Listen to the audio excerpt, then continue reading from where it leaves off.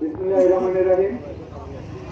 আজকে বড়সড় অপবর্জনা কর্তৃক আয়োজিত আজকের এই মানববন্ধনে উপস্থিত সকল নেতৃবৃন্দ এবং উপস্থিত দর্শকবৃন্দ এবং যারা অনলাইনে ফেসবুকে আমাদের এই প্রোগ্রাম দেখছেন সকলের প্রতি আমার আন্তরিক সালাম, আসসালামু আলাইকুম। আপনারা জানেন গত পরশুদিন টাঙ্গাইল জেলা প্রকৌশলী সহকারী প্রকৌশলী আনিসুর রহমান সাংবাদিক এবং প্রবাসীদের নিয়ে খুবই গুরুত্বপূর্ণ মন্তব্য করেছেন। একজন শিক্ষিত ব্যক্তি হয়ে এভাবে যদি মানুষকে অপদস্থ করেন, এভাবে যদি মানুষকে হেয় প্রতিপন্ন করে কথা বলেন, এটা কোনোভাবে গ্রহণযোগ্য নয়। যে সকল প্রবাসী তাদের রক্ত জড়িয়ে ঘাম জড়িয়ে দেশের জন্য পরিশ্রম করে তাদের পরিবার ফেলে রেখে বিদেশে অবস্থান করে আমাদের দেশের জন্য এই দেশের উন্নয়নের জন্য কাজ করে যাচ্ছে, তাদেরকে নিয়ে তাদেরকে হেয় প্রতিপন্ন করে কথা বলা সত্যি দুঃখজনক।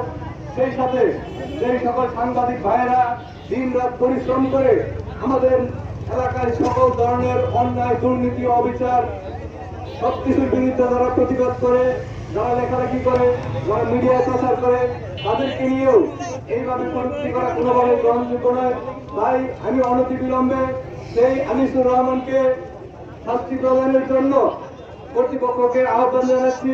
সেই সাথে আমাদের বড়াচরনা টু সখীপুর রাস্তার যে কার্যক্রম চলছে, আপনারা জানেন গত ঈদের পর থেকে দীর্ঘদিন যাবৎ এই কাজটি বন্ধ রয়েছিল। মাঝখানে জনগণ এতটাই দুর্ভোগ পড়েছে যে সেটা বলার ভাষা নেই। গর্ভবতী মায়েরা এই রাস্তায় চলাচল করতে পারেনি, অসুস্থ রোগীরা এই রাস্তায় হাসপাতালে যেতে পারেন নাই, আমরা যারা কর্মজীবী মানুষ তারাও এই রাস্তায় চলাচল করতে পারি নাই।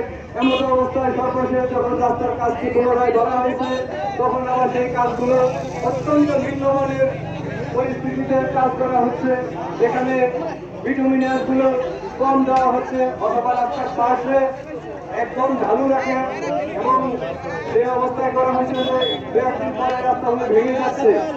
রাস্তার পিচ কম দেওয়া, রাস্তার পিচের হিট কম থাকা এবং ময়লা নোংরা কাদা এগুলো থাকার কারণে রাস্তা একেবারেই যার কন্যায় বাজে অবস্থা।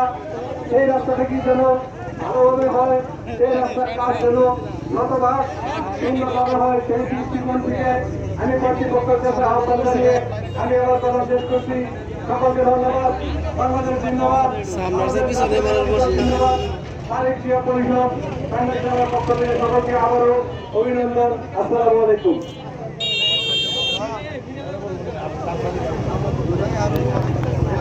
কথা বলার জন্য আহ্বান করছি 10 নম্বর যুবদলের সংগ্রামী সাধারণ সম্পাদক মীর আব্দুল্লাহ মামুন।